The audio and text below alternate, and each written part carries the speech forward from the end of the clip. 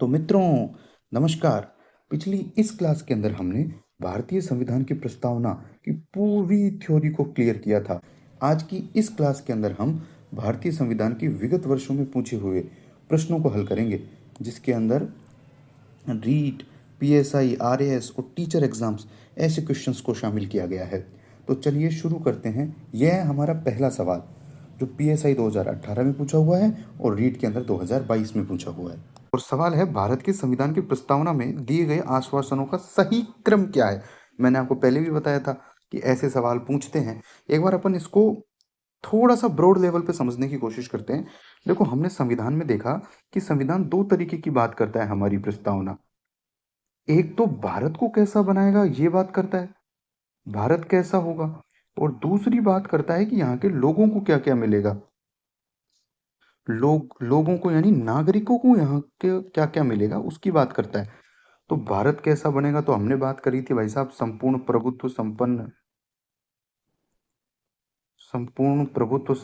समाजवादी, लोकतंत्रात्मक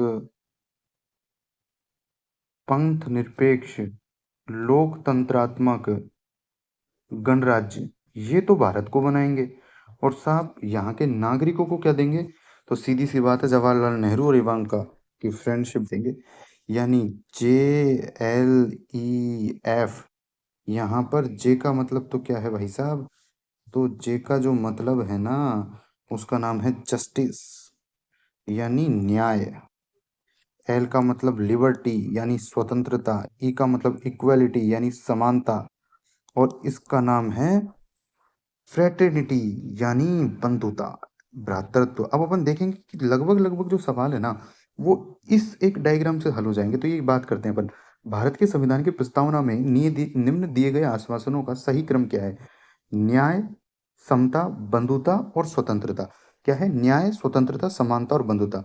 कहाँ है? ये रहा, न्याय, स्वतंत्रता, समानता और बंधुता। तो ऑप्शन नंबर 3 है वो सही है। अब चूंकि ये चीज अपने आगे देखना बहुत बार काम में आएगी, तो इस चीज को मैं कॉपी कर लेता हूँ, हर जगह चिपका देंगे।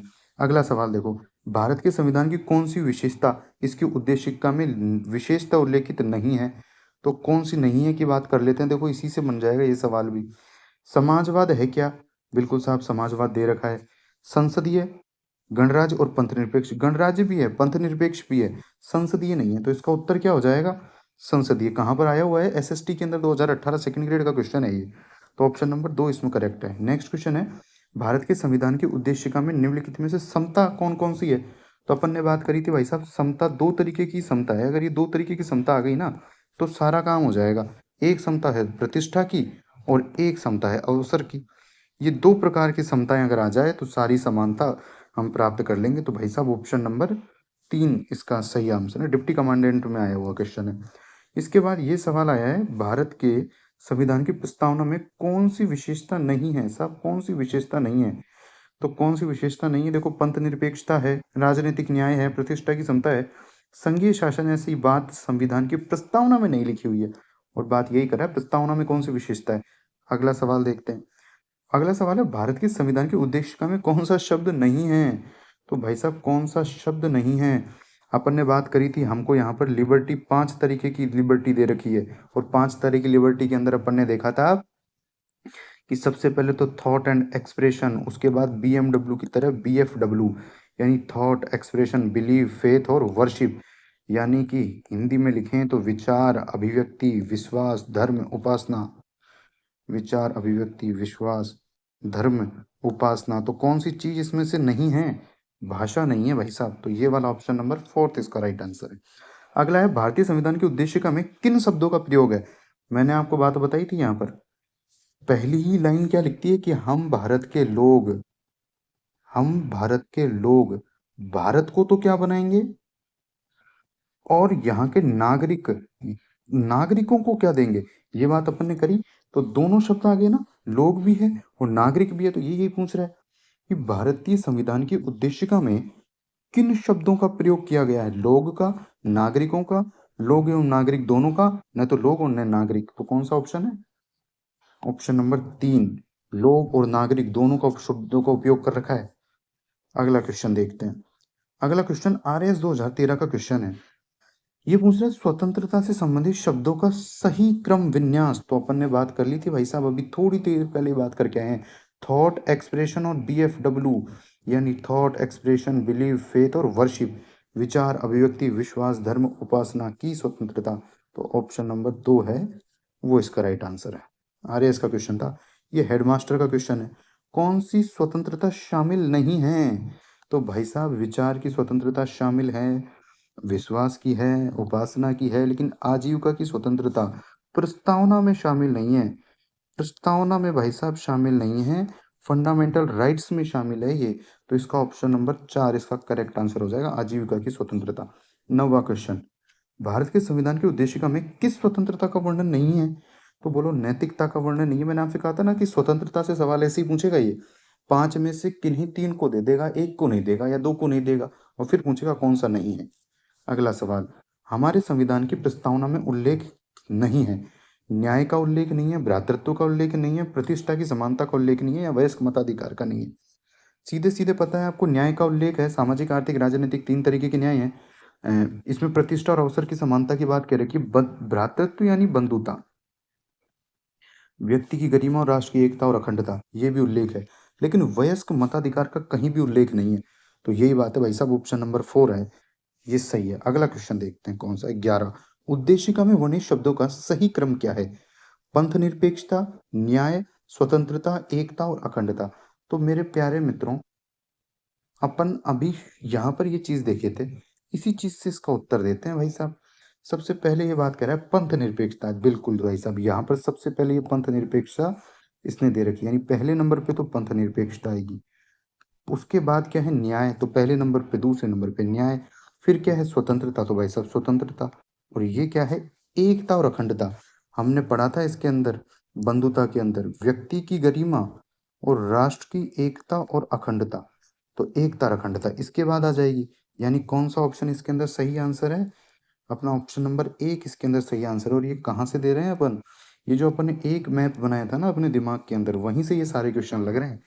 अगला क्वेश्चन देखो, 12वें नंबर का, आइए इसके अंदर आया हुआ सवाल है। ये कह रहा है निम्नलिखित अवतरण में एक्स का अर्थ, अच्छा इसमें वो पैराग्राफ नहीं आया। देखो इसका मतलब यह है कि ये प्रस्तावना है कि हम आज इस एतद द्वारा इस संविधान को अंगीकृत, अधिनियमित और आत्मर्पित करते हैं। तो किस दिन अंगीकृत, अधिनियमित, आत्मर्पित किया गया? 26 नवंबर 1949 में। तो इसका आंसर क्या हो जाएगा, 26 नवंबर 1949 के अंदर। ये शायद पूरा प्रिंट नहीं हुआ है। उसके बाद अपन हैं नेक्स्ट क्वेश्चन, उद्देशिका के रिक्त स्थानों की पूर्ति कीजिए अपनी इस संविधान सभा में आज तारीख 26 नवंबर 1900। अच्छा देखो पिछले वाले सवाल का यहाँ पर रेफरेंस आ गया। क्या करते हैं, देखो यही ऑप्शन करेगा, अपन को ये पता रहना चाहिए कौन कौन सी चीज है। तो एक तो अंगीकृत किया, एक अधिनियमित किया, और एक आत्मार्पित किया। अब देखना भाई साहब, इसमें भी ये कलाकारी करेगा, अंगीकृत आत्मार्पित दे देगा लेकिन अधिनियमित नहीं देगा, इसकी जगह कुछ और दे देगा, या अंगीकृत और अधिनियमित दे देगा, आत्मार्पित नहीं देगा, इसकी जगह कुछ और कर देगा। तो वही बात इसने यहाँ करी, देखो अंगीकृत दे दिया, अधिनियमित दे दिया, लेकिन परिरक्षित नहीं दिया। तो कौन सा ऑप्शन इसमें, संरक्षित दे दिया, प्रतिरक्षित दे दिया, अधिनियमित दे दिया। तो कौन सा ऑप्शन इसमें सही है, तीसरा, अंगीकृत भी है, अधिनियमित भी है और आत्मार्पित भी है। तो अगला सवाल देखते हैं अपन क्या है, भारतीय संविधान की प्रस्तावना किस वाक्यांश से शुरू होती है? खूब ठोक ठोक करके बात करिए कि ये हम भारत के लोग से शुरू होती है, और हम भारत के लोग बताता है ये भारत की जो जनता है ना उसके पास ताकत है, वो संप्रभु है। ये दो बातें बताता है भाई साहब, ये जो हम भारत के लोग, अमेरिका के संविधान से ली गई बात है, और CT 2024 के अंदर आया हुआ क्वेश्चन है। नेक्स्ट क्वेश्चन देखते हैं, भारतीय संविधान की आत्मा किसे कहा जाता है? तो भाई साहब भारतीय संविधान की आत्मा है ना, वो प्रस्तावना को कहा जाता है, प्रस्तावना को। यहीं पर एक बात और ध्यान रखना कि अंबेडकर हैं, उन्होंने आर्टिकल 32 को, संवैधानिक उपचारों का अधिकार है, उसको संविधान की आत्मा कहा है।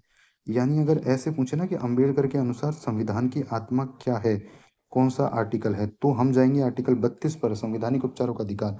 लेकिन सीधे सीधे पूछे ना कि संविधान की आत्मा कौन सा है, तो प्रस्तावना पर जाएंगे हम। अगला सवाल, सेकंड ग्रेड जीके के 2019 में पूछा हुआ सवाल है, हम भारत के लोग संविधान की निम्नलिखित किस विशेषता को घनिष्ठ रूप से बताता है? तो बताओ, पंथ निरपेक्षता को बताता है, संप्रभु को बताता है, द्विसदनात्मक या स्वतंत्र न्यायपालिका? मैंने अभी भी आपसे बात करी कि संप्रभुता को बताता है कि हम ही सबसे ज्यादा शक्तिशाली हैं। तो इसका आंसर 2 है ना। अगला है, भारत संविधान की प्रस्तावना में भारत को किस रूप में घोषित किया गया है? भाई साहब, अगर मैं आपसे फिर बात करूँ ना, तो मैं आपसे यही कहूँगा कि ये वाली चीज़ ही वापस इसने यहाँ पे पूछ ली।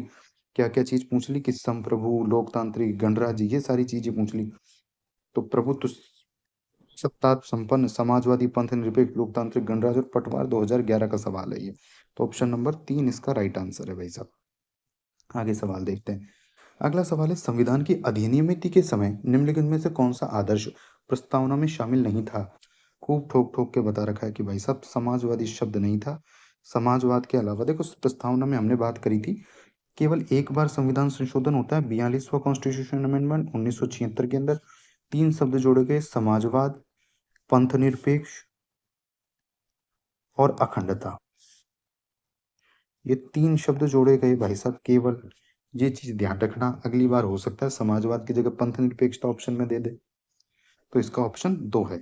इसके बाद सवाल क्या है, अब तक भारत की संविधान की उद्देशिका में कितने बार संविधान देखो संशोधन किया जा सका है? वन रक्षक के अलावा भी ये पूछा हुआ सवाल है। केवल एक बार इसमें संशोधन हुआ, 42वां संविधान संशोधन 1976। फिर वही सवाल आ गया कि प्रस्तावना में प्रथम संशोधन, भाई साहब एकमात्र संशोधन 1976 में हुआ है। तो ये इसका आंसर है। निम्नलिखित में से कौन सा शब्द 42वें संविधान संशोधन द्वारा प्रस्तावना में जोड़ा गया है? सीईटी का क्वेश्चन है। तो देखो, अखंडता बात कर रहे थे अपन, तीन शब्द थे, समाजवाद, पंथ निरपेक्ष और अखंडता। इस बार समाजवाद पंथ निरपेक्ष नहीं दिया, इसने अखंडता दे दिया। आगे आ जाओ। भारतीय संविधान की प्रस्तावना के बारे में कौन सा कथन सही है, ये बताना है। समाजवाद, धर्मनिरपेक्ष 1950 में लागू संविधान के अंग थे, नहीं भाई साहब, गलत बात। उक्त शब्द 1976 में संशोधन द्वारा जोड़े गए हैं, बिल्कुल सही बात। 1985 में कोई संशोधन ही नहीं हुआ और ये अंग नहीं है, ये बात भी गलत है। तो इसका ऑप्शन नंबर अपना 2 एकदम करेक्ट आंसर है। प्रस्तावना में कौन सा कथन सही है, तो ये उक्त शब्द 1976 में संविधान 42वां संविधान संशोधन हुआ था, उससे जोड़े गए हैं ये चीजें, है ना। अगला सवाल भाई साहब, अगला सवाल जेएलओ के अंदर, सीईटी के अंदर आया 2024 में। सवाल है कि भारतीय संविधान की प्रस्तावना में शब्द सोशलिस्ट और सेक्युलर किस संविधान संशोधन से जोड़े गए? देखो, वही सवाल घूम फिर करके वापस आया, 42वां संविधान संशोधन 1976 में हुआ था। फिर सवाल है, कौन सा कथन सही है? तो पहला कथन पढ़ेंगे अपन, प्रस्तावना को संसद द्वारा केवल एक वस्तुनिष्ठ प्रस्ताव द्वारा संशोधित किया जा सकता है। भाई साहब गलत। प्रस्तावना संविधान का हिस्सा है और मूल संरचना के अलावा संशोधित किया जा सकता है। इसके ऊपर भी बातचीत करते हैं। प्रस्तावना संविधान का हिस्सा नहीं है और इसमें संशोधन नहीं किया जा सकता, बिल्कुल गलत बात है। 42वां संविधान संशोधन हो चुका है एक बार, यानी ये ऑप्शन तो बिल्कुल कट गया। अगला क्या कह रहा है, प्रस्तावना संविधान का हिस्सा है और इसे अनुच्छेद 368 के तहत बिना किसी प्रतिबंध के संशोधित किया जा सकता है। भाई साहब ये बात भी गलत है। क्यों गलत है? किसी भी संविधान के किसी भी भाग के अंदर अपन बिना प्रतिबंध के संशोधित नहीं कर सकते। एक जो प्रतिबंध लग रहा है ना, वो प्रतिबंध लग रहा है मूल ढांचे का। इस मूल ढांचे की अगर बात हुए ना, उस शर्त के साथ ही आप कर सकते हो। ये जो शर्त है बोल लो या आप प्रतिबंध बोल लो, इस शर्त के अधीन रहते हुए ही अपने को संशोधन करना है। तो ये ऑप्शन नंबर 4 भी गलत है। अब देखो, प्रस्तावना को संसद द्वारा केवल एक वस्तुनिष्ठ प्रस्ताव द्वारा संशोधित किया जा सकता है, गलत है। तो option number 2 is our correct answer. प्रस्तावना संविधान का हिस्सा है और मूल संरचना के अलावा इसमें कुछ भी संशोधन किया जा सकता है। तो ये भाई साहब हमारा सवाल का आंसर है। और ये कहाँ से आंसर दिया है? तो अपन ने यहाँ से आंसर दिया है इसका। अगला क्वेश्चन देखेंगे, धर्मनिरपेक्षता से क्या तात्पर्य है? भाई साहब जब अपन पढ़े ना, तब भी मैंने आपको बताया था, धर्मनिरपेक्षता हो जाए कि पंथ निरपेक्षता हो जाए, इसके दो अर्थ होते हैं। एक तो नेगेटिव सेंस में और एक पॉजिटिव सेंस में। नेगेटिव सेंस का मतलब तो ये होगा कि राज्य का धर्म से कोई संबंध नहीं है, राज्य का धर्म से कोई संबंध नहीं है। और पॉजिटिव अर्थ ये होता है कि राज्य सभी को समान रखेगा, सभी धर्मों को समान भावना से रखेगा, ये पॉजिटिव है। अब ये देख लो यहाँ पे क्या बात कर रहा है कि धर्मनिरपेक्षता से तात्पर्य है धर्मनिरपेक्षता का कोई संबंध नहीं है। तो भाई साहब गलत है। धर्म का और धर्मनिरपेक्षता का कोई संबंध नहीं है, तो ऑप्शन ही गलत है। धार्मिकता भी गलत है, उपयुक्त में से कोई नहीं भी गलत है। राज्य का संबंध किसी धर्म से नहीं होगा। यहाँ धर्मनिरपेक्षता का जो अर्थ लिया है नेगेटिव सेंस में लिया है, यानी ऑप्शन नंबर जो अपना है 2 एकदम करेक्ट ऑप्शन है। नेक्स्ट क्वेश्चन पे बात करते हैं अपन। जब राज्य धार्मिक क्रियाओं से किसी प्रकार का हस्तक्षेप नहीं करता है, तो धर्मनिरपेक्षता कहते हैं उसको। Option number 4। अगला सवाल, भारत एक गणराज्य है। गणराज्य का मतलब क्या होता है कि जो भी राज्य का प्रमुख है ना, पूरा प्रमुख, वो चुन करके निर्वाचित होकर के आता है, यानी राष्ट्रपति निर्वाचित होकर के आता है। 26 जनवरी 1950, 26 जनवरी 1950 हमारा राष्ट्रपति था उस टाइम। हालांकि देखो 24 जनवरी 1950 को ही राष्ट्रपति को चुन लिया था, दो डेट यहाँ पे कंफ्यूजिंग है। 24 जनवरी 1950 को राष्ट्रपति चुन लिया था, लेकिन बिना संविधान लागू हुए राष्ट्रपति को आप चुन रहे हो, तो कोई सारतत्व नहीं है ये। इसलिए 26 जनवरी 1950 को ही हमारा देश गणतंत्र माना जाता है, कि हमारा जो प्रमुख है राष्ट्रपति वो निर्वाचित था। इसको अपन थ्योरी के अंदर अच्छे से समझ चुके हैं ना, एक बार आप थ्योरी वाली क्लास जरूर देख लेना। उसके बाद, भारत के संविधान की उद्देशिका की कौन सी प्रस्तावना निर्वाचित राष्ट्रपति द्वारा रेखांकित की जाती है? तो बताओ भाई साहब। गणराज्य। स्कूल व्याख्याता का सवाल है ये। अगला सवाल, निम्नलिखित में से किस वाद में ये कहा गया प्रस्तावना भारतीय संविधान का अंग नहीं है? बेरूवारीवाद। ये रहा, बेरूवारीवाद के अंदर ये कहा था कि संविधान जो प्रस्तावना है वो संविधान का अंग नहीं है। अगला सवाल, सर्वोच्च न्यायालय में किस वाद में माना कि संविधान के मूल ढांचे का सिद्धांत है? तो भाई साहब केशवानंद भारतीवाद में माना कि संविधान की प्रस्तावना मूल ढांचे का भाग है। अगला सवाल, संविधान दिवस के बारे में निम्नलिखित में से कौन सा कथन सत्य है? नागरिकों के बीच संवैधानिक मूल्यों को बढ़ावा देने के लिए संविधान 26 नवंबर 1949 को मनाया जाता है, 26 नवंबर को मनाया जाता है। बिल्कुल राइट कथन। अगला कथन देखेंगे, 26 नवंबर 1949 को भारतीय संविधान सभा ने प्रारूप समिति, गलत भाई साहब, 29 अगस्त को इसकी स्थापना करती थी हमने, 29 अगस्त 1947 को। तो ये वाला कथन गलत है। ऑप्शन देख लो इसके नीचे, शायद इसमें है नहीं ऑप्शन, तो ये ऑप्शन तो खैर गलत है। इसका ऑप्शन ये होगा, कथन ए सही है, कथन एक सही, कथन दो है वो गलत। ठीक है, अगला क्वेश्चन देख लेते हैं। किसने कहा कि प्रस्तावना संविधान की राजनीतिक कुंडली है? भाई साहब बहुत बार बताया मैं आपको, रट के बताया था, के एम मुंशी। मुंशी लोगों का काम ही लिखा पढ़ित होता है, जन्म कुंडली बनाने का काम ही मुंशी करते हैं। तो के एम मुंशी, के एम मुंशी याद आ गया अपने को। तो प्रस्तावना संविधान की जन्म कुंडली, ये कहा के एम मुंशी ने। Next question. तो धन्यवाद, आ गया भाई साहब।